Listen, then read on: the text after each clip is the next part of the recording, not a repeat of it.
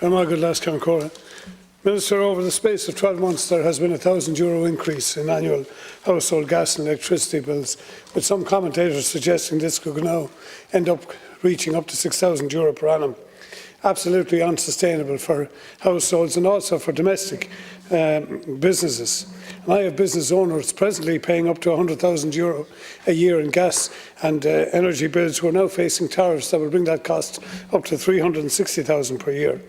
So the economic and the social fallouts for families and businesses are staggering without immediate and significant market interventions. But we also need to demonstrate, Minister, I believe, our ability to accelerate capital power development projects that we have been virtue signalling now for some time. The Taoiseach said earlier today in the Dáil that he expects that this crisis could extend up to a further 18 months and possibly beyond. And there is no doubt that our climate policy that we have adopted, although laudable, is absolutely coming back to hurt us. Carbon taxes now and the removals of indigenous energy production are having a significant effect on our ability to meet this crisis.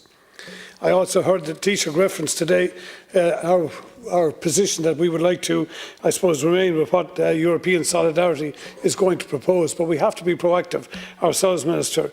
And to that point, can I raise some issues that will probably come up in our regional group motion tomorrow as well?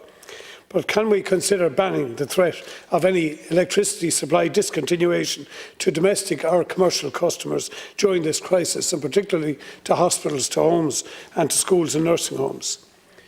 Also, we should suspend the licensing regime that we have in place presently for forestry thinning. This is absolutely dysfunctional at the moment, and using those thinnings and brash, we could in fact reopen the 250 megawatts Midland power stations in Lanesborough and Shannon Bridge to burn biomass.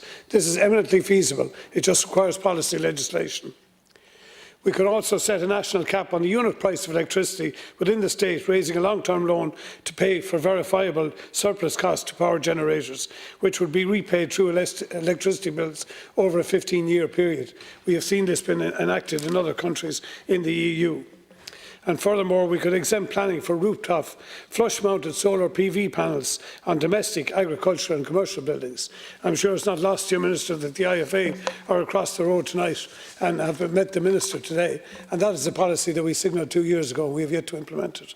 So I would say, Minister, as well, you know, we are in a crisis situation, as our families, as our businesses. We need to act proactively to protect the vulnerable, but we also must consider the livelihood of our citizens and our business owners.